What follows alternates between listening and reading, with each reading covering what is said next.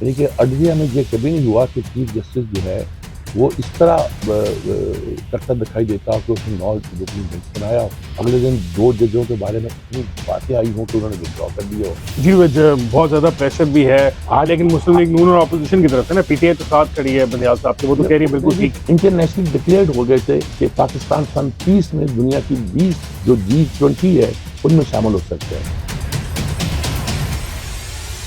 السلام علیکم and welcome to the view with Sajjad Mir. میں ہوں حسن افتخار اور میرے ساتھ ہیں سجاد میر صاحب۔ صاحب ویلکم ٹو دی شو، بڑے دنوں کے بعد آپ آئے ہمارے پاس۔ جی ہاں، بس تھوڑا سا پرابلم تھا، آپ کو پتہ ہی ہے، اچھا لگائی ہوئی ہے جی وہ ہمیں پتہ ہے، ناظرین کو بھی میں بتا دیتا ہوں کہ ان کا ذرا کوئی آپریشن تھا آنکھ کا چھوٹا سا۔ اچھا میر صاحب، 2 ہفتے کے اندر بہت کچھ تبدیل ہوتا ہوا نظر آیا۔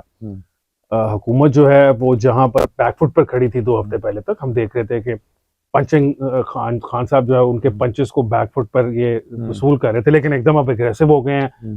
پارلیمان جو ہے وہ قانون سازیاں کرنا شروع ہو گیا ہے، چیف جسٹس صاحب کے جو اختیارات ہیں سو موٹو کے ان کو کلپ کر جا رہا ہے، اور آج کل جو تقاریر پارلیمنٹ سے سننے میں آ رہی ہیں اس سے ایسا لگ رہا ہے کہ حکومت تو ڈیفینس کے موڈ میں، نہ وہ الیکشن کرانے کو تیار نظر آتے ہیں اور نہ ہی وہ سپریم کورٹ کی بات ماننے کو تیار نظر آ رہے ہیں۔ تو آپ کے خیال میں یہ مسئلہ نہیں بڑھ جائے گا، کانسٹیٹیوشنل کرائسس نہیں کریٹ کرے گا؟ بڑھ گیا ہے مسئلہ، سب سے بڑا یہ بڑھ گیا ہے کہ پاکستان کی تاریخ میں پہلی بار عدالت عظمیٰ اتنی کنٹروورشل اور اتنی متنازع ہوئی ہے، پہلے کبھی نہیں تھی۔ سجاد علی شاہ کا اور واقعہ تھا، وہ ڈسینٹ پیدا ہوا تھا جس کے نتیجے کے طور پر باقی جج ایک طرف ہو گیا، ایک طرف ہو گیا، پی سی او کے تحت افتخار چودھری نکال بھی دیے، سب پیدا ہوا۔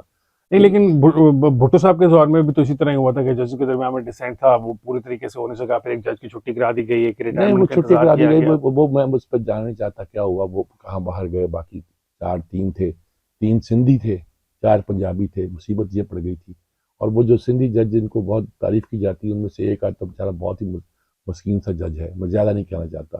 یہ وہ کیا سیاست ہوئی، میں اس بات کا کوئی جوڈیشل مرڈر سے کم نہیں ہے، نظیم شاہ اگر کہتے ہیں تو وہ مرڈر ہی ہے۔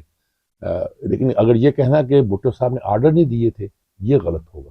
آرڈر دیے تھے انہوں نے، یہ کہا تھا انہوں نے، لیکن یہ آرڈر دینے سے کیا ان پر قتل کا جرم عائد ہوتا ہے، یہ دوسری مثال ہے۔ پھانسی آپ اس کو دیتے ہیں جس نے مارا ہے، اس کی بجائے اس کو دیتے ہیں جس نے بقول آپ کے آرڈر دیے ہوئے ہوں۔ یہ ایک الگ کہانی، اس کو چھوڑ دیجیے گا تو ہم بہت دور نکل جائیں گے۔ میں صرف یہ آپ سے یہ کہنا چاہتا ہوں کہ اثر باسا ہوا کہ عدلیہ بہت ہی کنٹروورشل ہو گئی ہے۔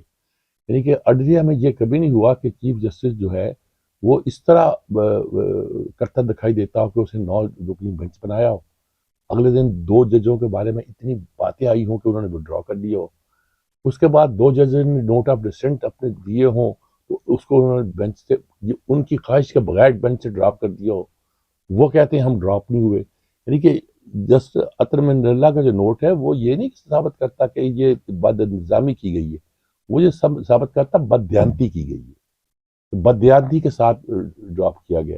تو یہ جو ساری صورتحال پیدا ہوئی ہے یہ کورٹ میں کبھی اتنی obvious اتنی نہیں تھی۔ آپ ایک جج کے خلاف لگے ہوئے ہیں کہ اس کو ہمیں کسی مقدمے میں بیٹھ نہیں دینا۔ اچھا، اس کا رزلٹ کیا ہے؟ رزلٹ کیا ہے کہ ہو سکتا ہے کہ 9 کا فیصلہ بھی یہی ہوتا، الیکشن کراؤ، لیکن مسئلہ پڑ گیا عدالت کے وقار کا، عدالت کی عزت کا۔ اب وہ کہتے ہیں استعفیٰ دو۔ جی بہت زیادہ پریشر بھی ہے لیکن مسلم لیگ نون اور اپوزیشن کی طرف سے نا پی ٹی آئی تو ساتھ کھڑی ہے بندیال صاحب کے، وہ تو کہہ رہی ہے بالکل ٹھیک کہہ رہی ہے۔ تو یہ پھر وہ جو سوسائٹی کی ڈیوائیڈ ہے پھر وہ وہاں پہ بھی نظر آ رہی ہے۔ پی ٹی آئی کو یہ پتا ہو کہ کورٹ کے کہنے پہ الیکشن ہو رہے ہیں اور وہ یہی چاہتی ہے اور وہ الیکشن جیت جائے گی بقول اس کے، تو وہ اس کو کیا پڑی ہے کہ یہ کہنے کہ آؤ مذاکرات کرتے ہیں، اگر وہ الیکشن پہلے کرنے تو پہلے کر لیتے ہیں، کچھ کر دیتے ہیں۔ ان کا نظر آ رہا ہے کہ الیکشن نہیں ہو رہے۔ یعنی میرے دکھ کی بات یہ ہے کہ ہم نے ڈیموکریسی کو اس طرح اس ملک کے حال کر دیا ہے، کوئی ادارہ بھی انٹیکٹ نہیں رہا، نہ عدلیہ رہی ہے۔ فوج اپنے آپ کو اپولیٹیکل کہتی ہے کہ ہم غیر سیاسی ہیں، لیکن میں ایک بات بار بار کہتا ہوں کہ فوج غیر سیاسی ہے، غیر محب وطن نہیں ہے، اور پاکستان میں کوئی محب وطن شخص اس وقت لا تعلق نہیں ہو سکتا معاملات سے۔ یعنی یہ بات بڑی تحمل سے سننے اور کرنے کی ہے کہ کیا پاسبلٹی ہو سکتی ہے۔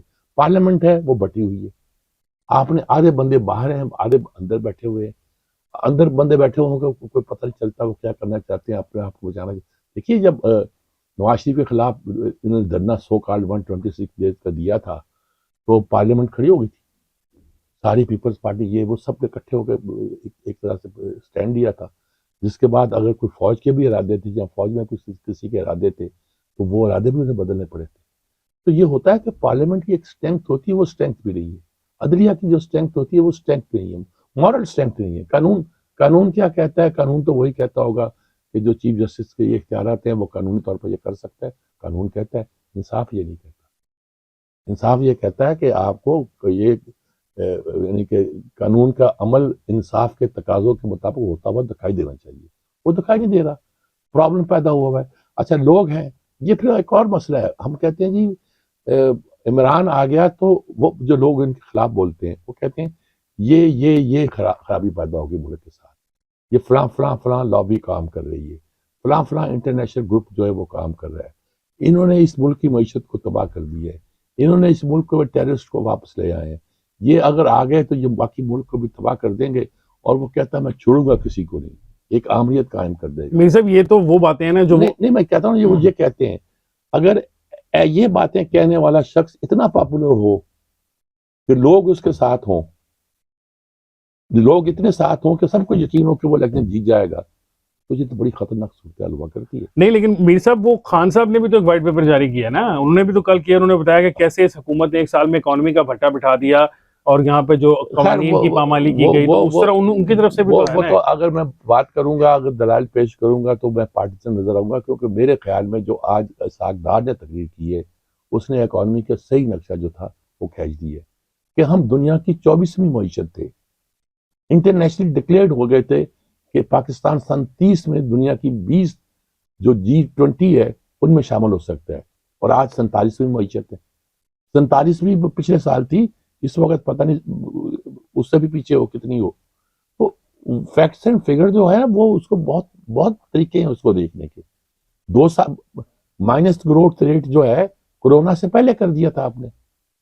آپ کو کچھ سمجھ نہیں ہے آپ کو کرنا کیا ہے، اور پھر آپ نے کہا بھی ہے کہ ہمیں بات سمجھ نہیں آئی، جو کہتے تھے ہم مان لیتے تھے. نہیں لیکن اب تو ان کو سمجھ آ گئی نا، انہوں نے ویسے یہ بھی کہا کہ سمجھ نہیں آئی ہے، پریشر تھا میرے پر، کوئی سمجھ نہیں آئی. جو سیاسی ٹیکٹکس انہوں نے اختیار کیے ہیں وہ انہوں نے غلط کیے ہیں.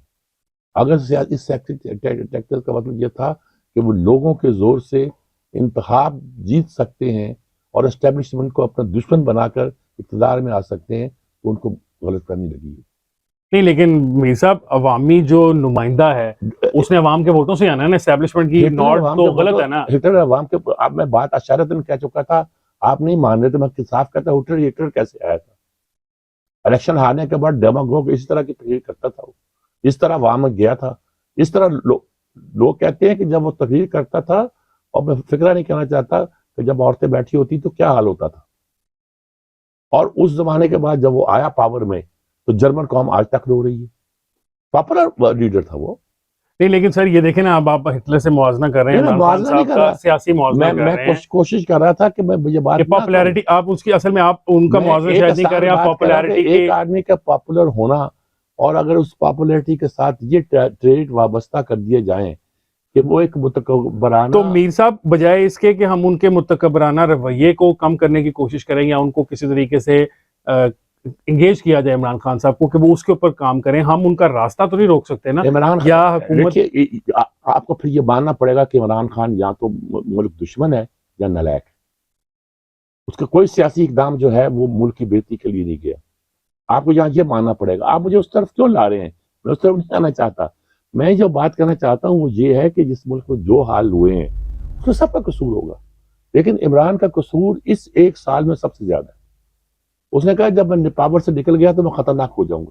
وہ ہو گئے نا خطرناک. دیکھیں ابھی تو تمام ادارے ملک جو ہیں وہ بیک فٹ پہ ہیں، عمران خان صاحب پریزیڈنٹ ہیں. یہ کوئی اچھی بات ہوتی ہے؟ یہی تو خطرناک بات ہے، خطرناک ہو گیا.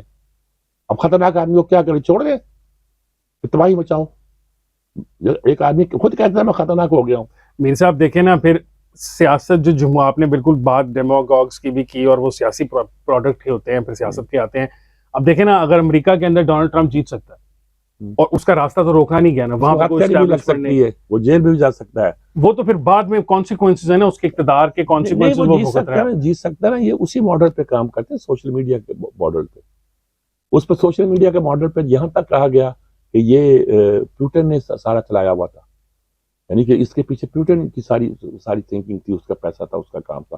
میں اس بات پہ نہیں آ رہا, اس میں آ رہا کہ اگر آپ نے ٹرمپ ماڈل لانا ہے تو ٹرمپ ماڈل جب پورے ویسٹ میں آ رہا تھا اس زمانے میں, ایکسٹریم رائٹ جسے آپ لوگ کہتے ہیں, ایکسٹریم رائٹ رائز پر تھا, تو پورا یورپ کانپ رہا تھا, ٹانگیں کانپ رہی تھی, یہ کیا ہو رہا ہے, دوبارہ نیو نازیزم واپس آ رہی کیا. اور لیکن اس کے بعد انہوں نے ڈیموکریسی کے زور پہ اس کو شکست دی. ہماری ڈیموکریٹک فورسز اتنی مضبوط نہیں تو ہے. سر بات تو پھر وہی واپس آ گئی نا کہ ہماری ڈیموکریٹک فورسز کا قصور ہے.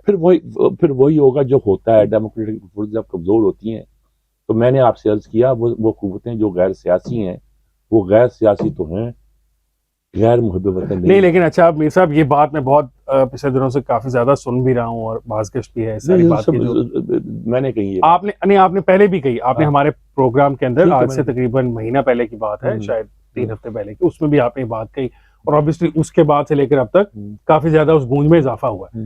لیکن اگر اس طرح کا کوئی اقدام ہوتا ہے تو جو پاکستان کے اندر خود کو لوگ جمہوریت پسند کہتے ہیں یا ڈیموکریسی کے لیے, آپ اپنے والد صاحب سے پوچھیں کہ آج کل ڈیموکریسی کا جو ماڈل ہے کتنا عوام کو کس نے کیا دیا ہے, کس جمہوریت نے دیا عوام کو؟ نہیں, لیکن جمہوریت نے عوام کو کچھ نہیں دیا, اس کا یہ مطلب تو نہیں ہے کہ ہم پھر سے آمریت کا تجربہ کرنا شروع کر دیں. آمریت کا تجربہ جمہوریت کا اگینسٹ آمریت نہیں ہے. تو دو ہی آپشنز ہیں نا. جمہوریت کا مطلب موبوکریسی بھی نہیں ہے.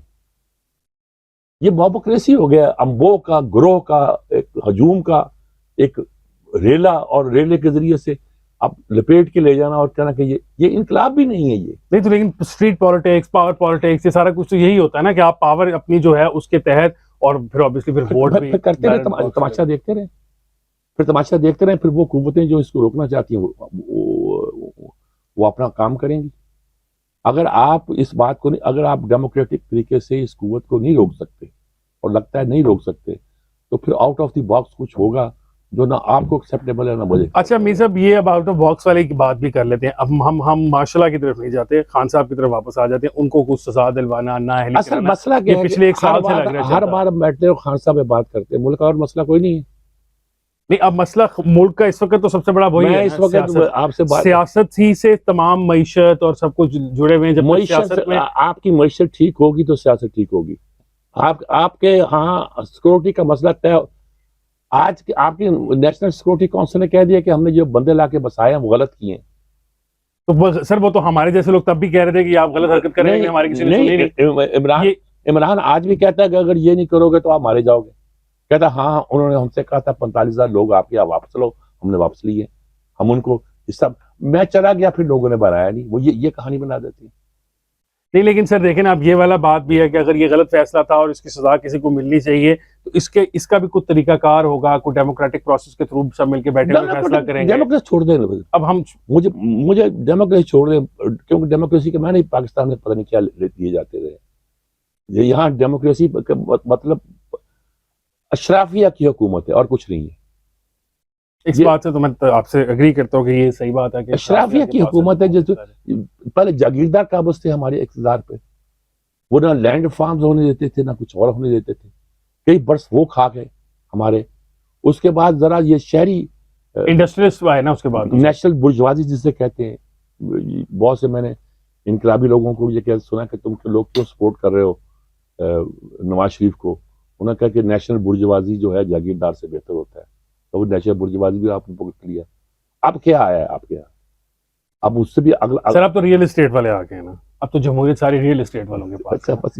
گرتے گرتے ہمارا جو سٹینڈرڈ ہے نا وہ اتنا آ گیا کہ ہم وہ بڑے لینڈ لارڈ سے شروع ہوئے تھے, پھر بڑا انڈسٹریل درمیان میں آیا, اور اب جو ہے وہ 2-4 لینڈ کروزروں والا. چند مافیا کی حکومت ہے, ریئل اسٹیٹ مافیا ہے, گن رنرز مافیا ہے, سمگلرز مافیا. اب دیکھیں نا, چینی آپ کی چلی گئی 30 روپے بڑھ گئی ایک دن میں. 4 بلین کتنی ٹن جو ہے افغانستان میں سمگل ہو گئی, آپ کو پتہ نہیں چلا. آپ کا ڈالر سمگل ہوتا ہے, آپ کو پتہ نہیں چلتا. آپ کی گندم سمگل ہوتی ہے, آپ کو پتہ نہیں چلتا. کہاں اسٹیٹ آپ کی, کہاں وہ تارے جو آپ نے لگا رکھی ہیں بارڈر پہ؟ سر وہ تو کھاڑ کے پھینک دیتے ہیں. وہ محافظ جو وہاں آپ نے کھڑے کیے تھے. دیکھیے سوال تو وہ کہتے ہیں جی بارڈر ہمارا اتنا ہے, چوکیاں اتنی لمبی, ایران اور فلاں. ایران کے ذریعے کل ایک وزیر بلوچستان کے وہ انٹرویو دیتے ہوئے بتا رہے تھے کہ یہ ہمارے جگہ جگہ چوکیاں ہیں اور یہ ہے وہ ہے. पेट्रोल आम आ रहा है, बलूचिस्तान में बिक रहा है ईरानी जी, पेट्रोल, खाली खूदनी तेल और बहुत कुछ ईरान से बहुत ज्यादा। एक टाइम पे तो सर आटा भी आ रहा था गवादर के अंदर, आटा जो है वो ईरानी आटा सस्ता था पाकिस्तानी आटे की। वो आटा था ना, आता था, लेकिन उसके लिए हुकूमत पाकिस्तान को तो नहीं कुछ नहीं मिल रहा था, स्मगलिंग का माल था वो सारा। यही तो मसला है ना जी। हमने अपना असल मसला हमारा गवर्नेंस का हो गया, गवर्नेंस है ही नहीं। अब जिस तरह कच्चे पर अब चढ़ाई की है और ये कहते हैं 10 साल से ये हो रहा है, भाई 10 साल से आप हाथ पे हाथ डाले बैठे हो। हाँ, पहले करना चाहिए। रियासत का ये काम तो नहीं है कि इंतजार करें वो। अब गले गले पड़ गया तो आप उस पर कार्रवाई कर रहे हो, और कार्रवाई करने के बाद 2 साल के बाद फिर पता चलेगा कि वो लोगों ने अड्डे फिर कायम कर दिए, क्योंकि आपको बत्ते मिलने फिर दोबारा शुरू हो गए। तो इन बातों का कुछ ना कुछ तो ख्याल करना पड़ेगा। Thank you so much. मैंने आज मीर साहब को बहुत ज्यादा, सर मैं आई एम सॉरी, मैंने आपको तो बहुत ज्यादा कठिन भी किया आज, लेकिन मैं जानना चाहता था ना, मेरे जहन में ये बहुत ज्यादा सवाल पहुंच रहा है कि हम जो अपने आप को जमहूरियत पसंद समझते हैं वो कहाँ पे। आप कटिंग करते हो, बात करते हो, मैं भी जो कहना होता है कह देता हूँ, कुछ लोगों को सुन लेना चाहिए। चलिए नाज़रीन को यकीनन उम्मीद है कि पसंद आई होगी मीर साहब की बातें, जिस तरह सर आती है लोग बताते भी हैं कि कमेंट्स के अंदर की बहुत पसंद की। नाज़रीन आप हमारा प्रोग्राम जो है वो मंडेज और ट्यूसडेज को देख सकते हैं। आज के प्रोग्राम के लिए इतना ही। मुझे हसन इफ्तिखार को, सज्जाद मीर साहब को इजाज़त दीजिए। आपसे इंशाल्लाह मुलाकात होगी कल, तब तक के लिए अल्लाह हाफिज़।